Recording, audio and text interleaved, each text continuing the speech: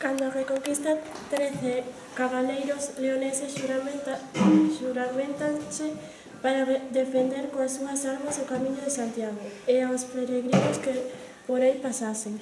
Nas proximidades da Torre de Doncos, tamén chamada Fortaleza da Grupa e de Santo Agostiño, no concello das Nogais, un fato de xinetes musulmáns ataca a unha parella de peregrinos cristiáns, home e muller, e un deles fose coa dama sobre as ancas do seu branco cabalo.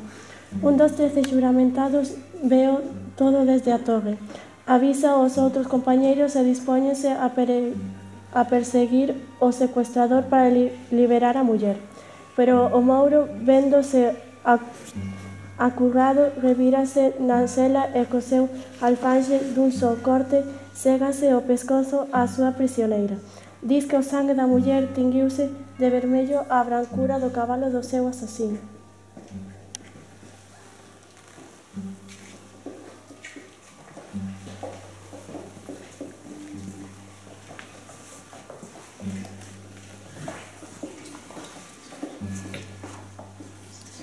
A ánima e encoidos.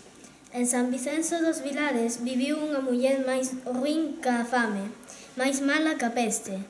Dice que tiña balba, como os homes, e que ameigaba xente e gando ata matalos. Cando morreu, ningún só dos seus veciños chorou por ela, nin ao enterro lle foron, nin unha misa lle deron.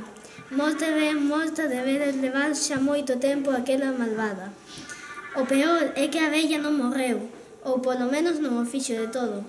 Desde aquela a súa ánima anda en coidos por entre as casas da parroquia, e a medianoite ponse a ladear tal que unha cadela adoecida. Hai quen asegura que ese é o castigo que lle corresponde polos pecados cometidos, pero tamén hai quen pensa, se cadea con máis tino, que a vella segue facendo das súas e que os realmente castigados son os seus veciños, que teñen que aturar ver o seu espectro espido e peludo mentres ladra quen sabe que fatídicas maldicións.